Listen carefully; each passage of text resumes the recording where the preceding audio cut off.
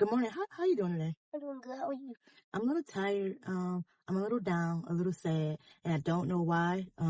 But you know what I'm doing? I'm a little down and I'm sad, but what I'm doing is I'm managing my big emotion. I know I'm feeling kind of down today. And I can't really pinpoint why. Things are just upsetting me today. Like my patience is not there. I'm not letting that impact you, impact dad, impact the rest of my day.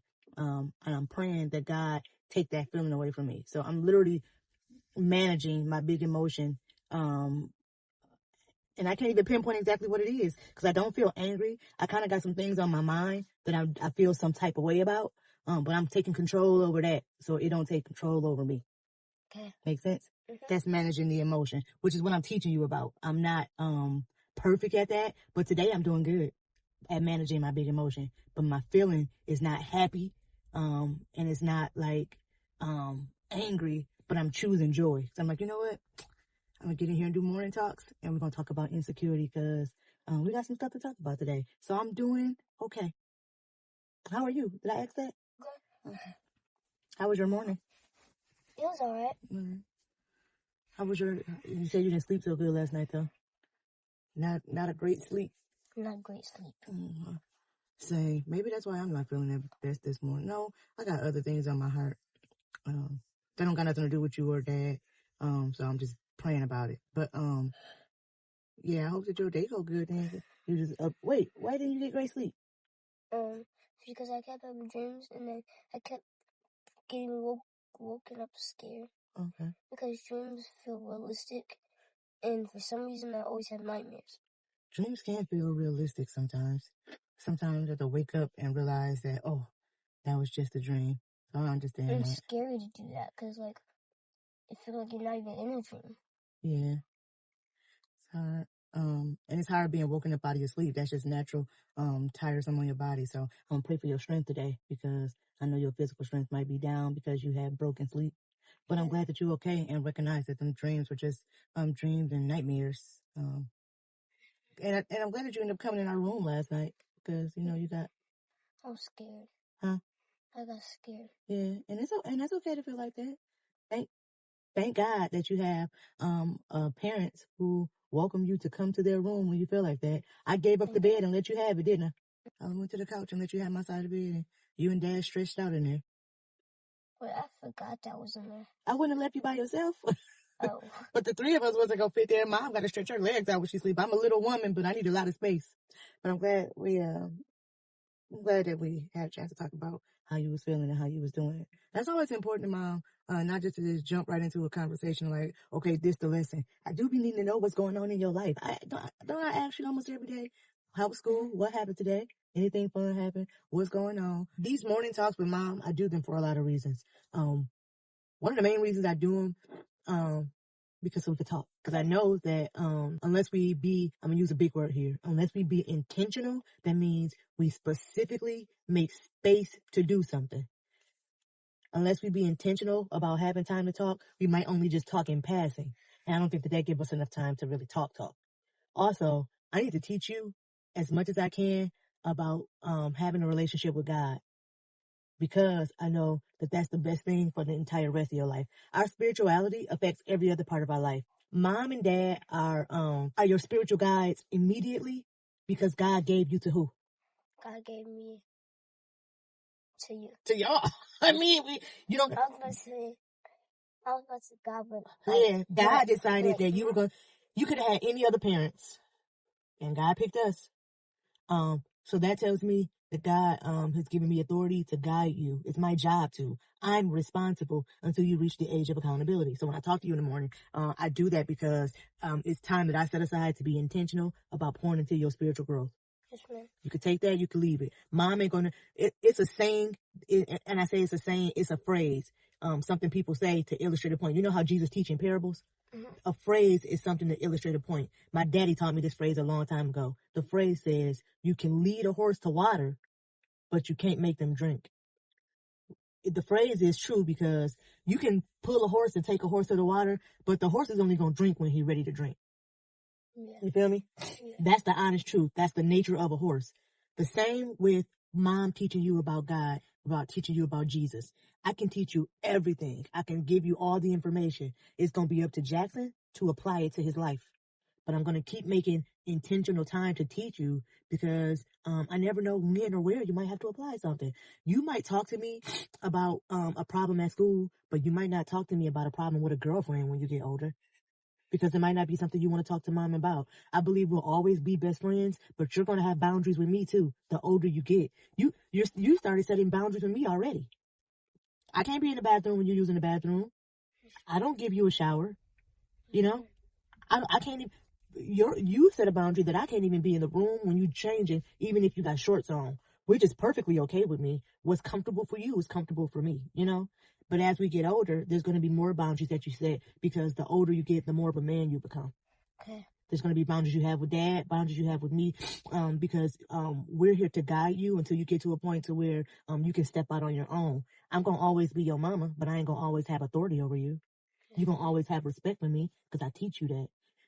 But when you become a grown man and you got kids, or you decide to raise your kids a certain way, I can give you my opinion, but I can't make you do nothing. You can lead a horse to water, but you can't make a drink. And you can't make a drink. So these morning talks are just for me to do my part and what I have to do to make sure that you are getting the information that you need. Okay. I love morning talks. I love talking to you about I love talking to you about what we're going through, what your day been like, and I love sharing stuff with you that hopes it might help you. This week we're talking all about managing insecurities, to which right off on Monday you told me that you felt this before. Mine do too. Like insecurities is not something that it's not uncommon. A lot of people feel insecure about things often. Like it's just something that we have where we don't feel like we're good enough in a certain area, you know, where oh man, I'm so short, like I can't do this because I'm short. Like they make fun of me because I'm short. Like being short used to be heavily an insecurity that I had, that I struggled with. It used to make me feel bad for being a small or short girl. I don't struggle with that as much anymore because I've come to learn and love a lot of things about my life. Even one thing that I'm really insecure about is my smile. Like even one of my teeth are broken, and sometimes I'm like, ugh. That's uncomfortable, but I mean, some people might make fun of it and say stuff about it, but I mean, I can't do nothing about that. What I can do anything about is me being honest about loving myself, no matter what my smile looks like, no matter how big I am, no matter what my hair looks like. We have to be secure in loving the person that God created us to be. God could have made you anybody else. He could have made mom anybody else, but this is who he chose. He chose you to have the exact parents that you have. This is who he chose. So when we talk about that one scripture where it says, I am fearfully and wonderfully made by God, that is something that we can remember when we start to feel insecure about things that come from within us or things about our parents. I may not like this, but you know what? God made me beautiful and cool and smart and strong. God made me fearfully and wonderfully. So even though I feel this insecurity, I could choose joy by thinking that God made me good. That's hard to do when you're feeling a big emotion like insecurity. Yeah. Especially when you're feeling insecure about the way you look. Can I tell you a story about David? I love David. Yeah. I love David so much. This is a story about David before David was anybody at all. Before David and Saul ever met, David was a little shepherd boy. David had a lot of brothers, and he was the youngest of all of them. But David was the youngest of all of his brothers. They were all bigger and stronger than him. He was a shepherd boy. Before him and Saul ever met, Saul was the very first king of where? Israel. Yep. And who are the Israelites? God's special people. God's special people. The Israelites are God's special people. We talk about them, what we learned about them in the lessons that we learned.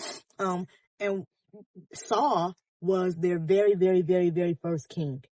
Saul used to be somebody that God really loved, just like he loved David, because he had to be a special person to be put in charge of God's special people.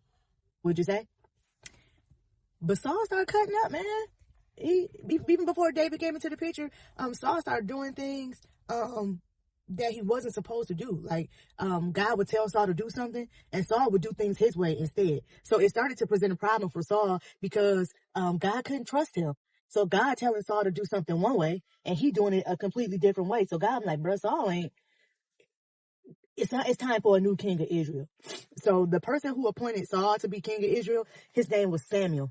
Samuel? He was a prophet. Yep, he got messages. Well, what is a prophet?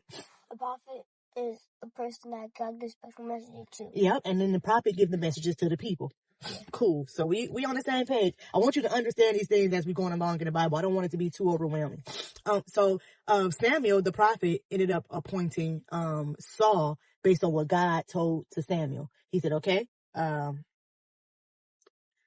Saul is the king of Israel. This is the one he appointed. But when Saul started acting up, God told Samuel, it's time for Saul to be done. I need to appoint a new king. So Samuel got a word from God to go to a man named Jesse's house. Jesse is the father of a whole bunch of sons. The youngest of them, his name is David. David? Yes. God, so in order to anoint a king, one of the things that they would do. Mom, yeah. I got a question. Yes. Is Jesse David's dad? Yes.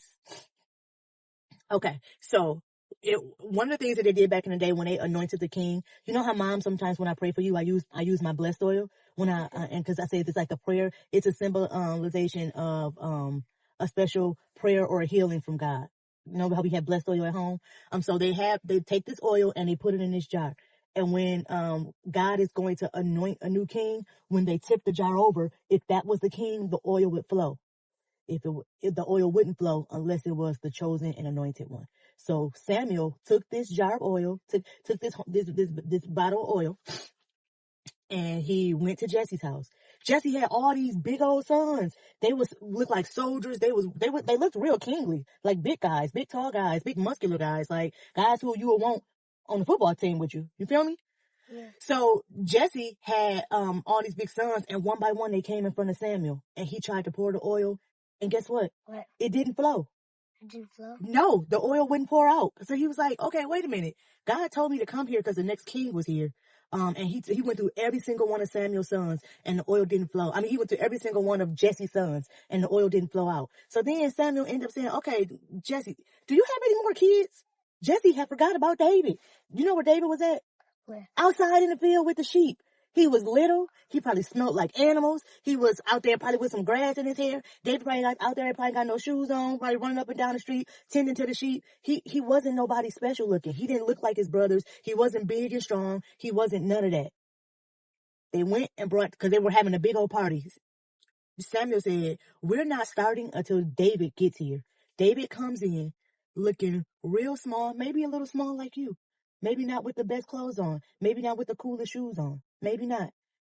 And then when Samuel went to pour the oil on David, the oil flowed and God anointed David as the next king of Israel. He had a lot of things that he could have been insecure about. God never look at what's on the outside. You think God cared that I got a tooth missing? I care. God don't. God's still using me to do what I do. I'm gonna talk right through this mouth, no matter what it look like. And that's kind of hard and insecure for me to even say that on the video. But that's the truth. Because God not looking at what that outward appearance looking like, what our insecurities look like, or how they make us feel. God saw David for his real true heart, and he saw that he was going to be somebody who was truly a lover of God and did the right thing and had a heart to be the king. So don't get held up on the things that make you insecure or sad feeling. Okay. But don't get held up on stuff like that about your outward appearance, things that make you feel insecure, things of that nature, okay? Okay. Come on, you feel me? Mm-hmm. Did you understand the story? How'd you feel about the story? I know Mom did a lot of talking. Well, honestly, like that, I was expecting Jesse to be the king. Nope, Jesse wasn't king. But I want you to remember that our insecurities might be there, but think about David. David was out in the field and he came in the house and became a king. I hope you have a great day today, Bubs. Thank you for listening to me. You're welcome. I really gotta go. I got work too, bro. See ya. Love ya.